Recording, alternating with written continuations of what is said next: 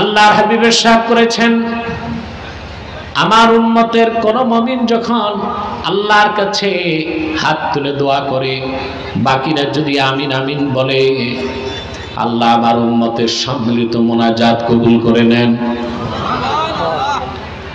এটা তো পুরুষের কণ্ঠে হইল না, পুরুষের কণ্ঠে বলেন সুবহানাল্লাহ। এবার হইছে। তো শয়তান যেন আমাদেরকে মুনাজাতের আগে ওয়াসওয়াসা দিতে না পারে, সেজন্য শয়তানের গালে একটা চপেট আঘাত করতে হবে। আমরা নিয়ত করছি কিছুক্ষণ পরে আজকের মুনাজাত করে গুনাহ মাফ করে নিষ্পাপ বেহেশতি আল্লাহওয়ালা হয়ে বাড়ি যেতে চাই। কারা কারা হাত তুলে আল্লাহ তাআলাকে দেখা। নারে তাকবীর, নারে রিসালাত, আল কুরআনের আলো। আল্লাহ কবুল করুন,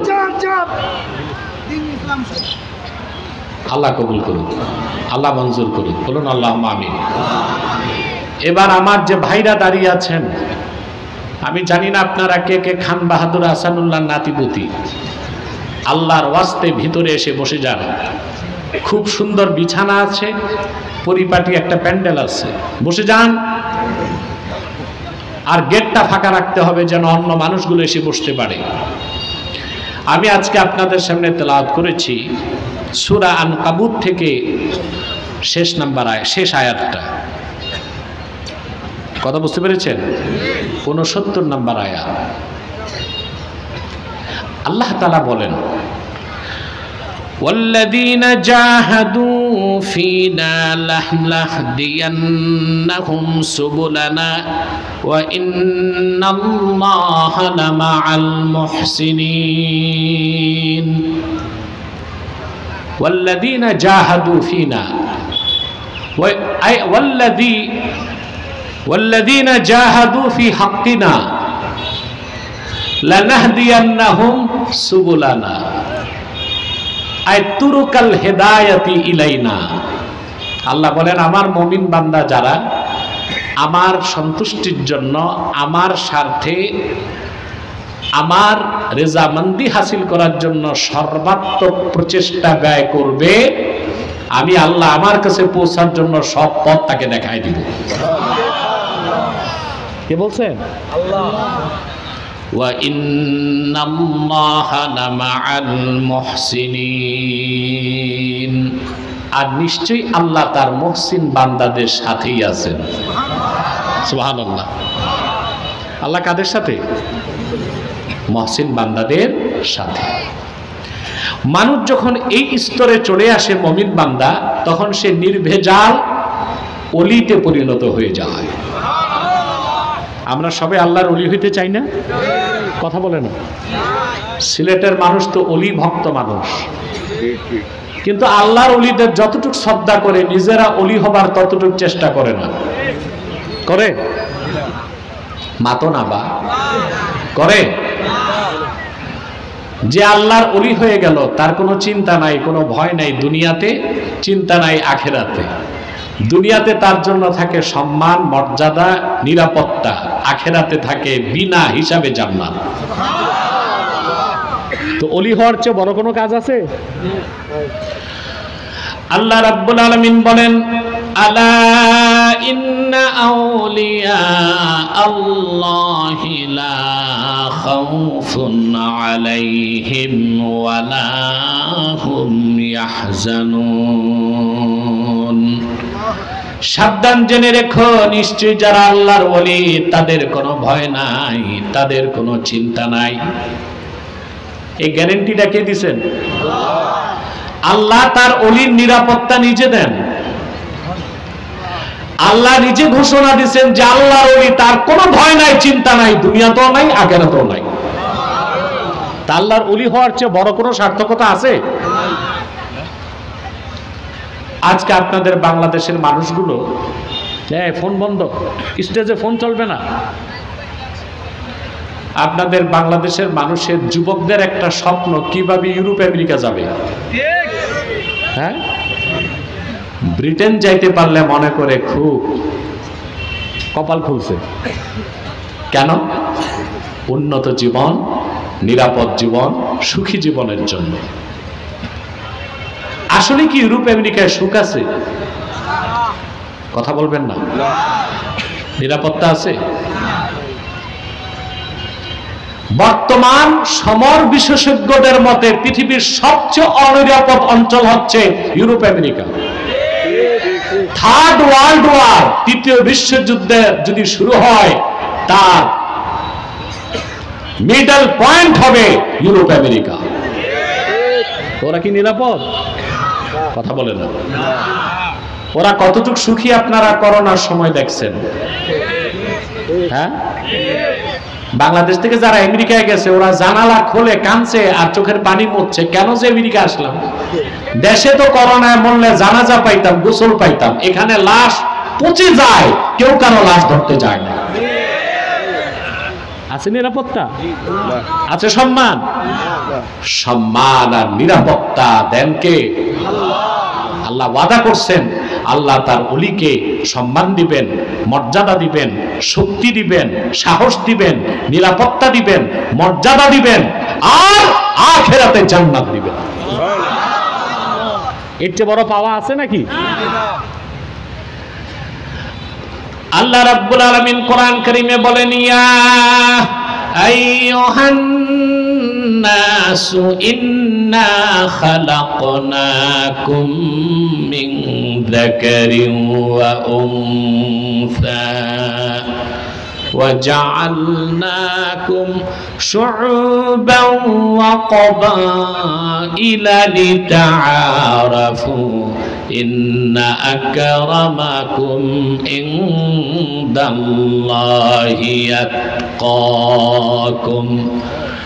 আল্লাহ রাব্বুল আলামিন বলেন, হে মানব জাতি, আমি তোমাদের একজন পুরুষ আর একজন নারী থেকে সৃষ্টি করেছি। পুরুষটার নাম কি? নারীটার নাম হাওয়া না, হাওয়া। অতঃপর তোমাদেরকে আমি বিভিন্ন গোত্র সম্প্রদায়ে বিন্যস্ত করেছি, যারা পরস্পর পরস্পরকে চিনতে পারো। তবে ইন্না আকরামাকুম ইনদাল্লাহি আতকাকুম, তোমাদের মধ্যে সেই মর্যাদাবান, আল্লাহর কাছে তার দাম বেশি, যার তাকওয়া বেশি। সুবহানাল্লাহ। তা আল্লাহর ওলিকে, সুবহানাল্লাহ, কারা আল্লাহর ওলি সেটাই আল্লাহ তুলে ধরেছেন। কারা আল্লাহর ওলি, কিভাবে আল্লাহর ওলি হওয়া যায়, কিভাবে আল্লাহর নৈকট্য পাওয়া যায়, সেই কথাগুলোই আল্লাহ এক লাইনে বলে দিচ্ছেন সূরা আনকাবুতের শেষ আয়াতে, ওয়াল্লাযীনা জাহাদু ফীনা লানাহদিয়ান্নাহুম সুবুলানা ওয়া ইন্নাল্লাহা লামাআল মুহসিনিন। আল্লাহ পাক বলেন, আমি আল্লাহর স্বার্থে, আমার হকে, আমার সন্তুষ্টির জন্য যারা সাধনা করে, মুজাহাদা করে, আমি তাদেরকে আমার নৈকট্য লাভ করার সকল পথ দেখায় দেই। ওয়া ইন্নাল্লাহা লামাআল মুহসিনিন, নিশ্চয় আল্লাহ মুহসিন বান্দাদের সাথে আছেন। যারা মুহসিন তারা প্রত্যেকেই আল্লাহর ওলি, বলেন সুবহানাল্লাহ। তা আমাদের হতে হবে কি? মহসিন। এখন মহসিন কিভাবে হবেন? আয়াতের প্রথম অংশে আল্লাহ তা বলেছেন, ঈমান আনার পর যে যত বেশি মুজাহাদা করবে, আল্লাহকে পাওয়ার জন্য সাধনা করবে, আল্লাহর দ্বীনের পথে প্রচেষ্টা ব্যয় করবে, তত বেশি সে আল্লাহর নৈকট্য লাভ করতে থাকবে।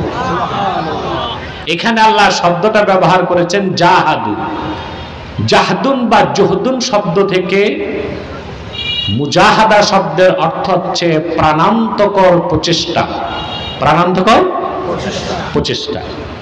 জিহাদকে এই জন্য জিহাদ বলা হয়। কি বলা হয়? জিহাদ। কারণ যে জিহাদ করে সে আল্লাহর সন্তুষ্টির জন্য সর্বাত্মক প্রচেষ্টা ব্যয় করে। সুবহানাল্লাহ বলেন। এই জন্য জিহাদকে কি বলা হয়? জিহাদ। জিহাদের চেয়ে বড় মুজাহাদা আর কিছু। সুবহানাল্লাহ বলবেন। জাহাদা ইউজাহিদু, মুজাহাদার অর্থ প্রচেষ্টা। কি? আর তার চূড়ান্ত রূপ হচ্ছে সশস্ত্র লড়াই। সুবহানাল্লাহ বলবেন। আল্লাহ রাব্বুল আলামিন তার হাবিবকে বলেছেন, ইয়া আইয়ুহান নাবিয়্যু জাহিদিল কুফফারা ওয়াল মুনাফিকিনা ওয়াগলুজ আলাইহিম ওয়া মাআওয়াহুম জাহান্নাম ওয়া বিসাল মাসীর। আল্লাহ বলেন, হে প্রিয় হাবিব নবী আমার মুহাম্মদ সাল্লাল্লাহু আলাইহি ওয়াসাল্লাম, জাহিদিল কুফফার ওয়াল মুনাফিকিন, কাফেরদের বিরুদ্ধে মুনাফিকদের বিরুদ্ধে আপনি জিহাদ করুন। সুবহানাল্লাহ। আল্লাহ তার হাবিবকে নির্দেশ করলেন কাফের আর মুনাফিকদের বিরুদ্ধে জিহাদ করুন। আর আল্লাহর হাবিব মুহাম্মদ সাল্লাল্লাহু আলাইহি ওয়াসাল্লামের উম্মত দাবিদার আমাদের মধ্যে এমন কিছু মৌলবী এখন বের হইছে যারা কাফের মুশরিকদের সাথে একসাথে বৈঠক করে, একই মঞ্চে বসে। এটার নাম দিছে সাম্প্রদায়িক সম্প্রীতি। কি নাম দিছে? সাম্প্রদায়িক সম্প্রীতি। আচ্ছা ভাই, কাফের মুশরিক কখনো মুসলমানের বন্ধু হইতে পারে? আপনারা দেখছেন না কত মৌলবী সাহেব মন্দির পাহারা দিছে, মূর্তি পাহারা দিছে? এটা কি মুসলমানের কাজ? মূর্তি যারা বানাবে তারাই মূর্তি পাহারা দিবে। মন্দিরের নিরাপত্তা দেবার দায়িত্ব প্রশাসনের, কিন্তু মৌলবী সাহেবরা মসজিদ মাদ্রাসা বাদ দিয়ে মূর্তি পাহারায় যারা গেছে তাদের প্রত্যেককে আমি বলি তওবা করা দরকার। আপনারা কি বলেন? আল্লাহ তার হাবিবকে ১,৫০০ বছর আগে বললেন আপনি কাফের আর মুনাফিকদের বিরুদ্ধে জিহাদ করুন। ওয়াগলুজ আলাইহিম, আর কাফের ও মুনাফিকদের ক্ষেত্রে আপনি কঠোর নীতি গ্রহণ করুন। আল্লাহু আকবার বলেন। কাফের মুশরিকদের সাথে মুহাম্মদ সাল্লাল্লাহু আলাইহি সাল্লামের উম্মত দাবিদাররা কখনো বন্ধুত্ব করতে পারে না।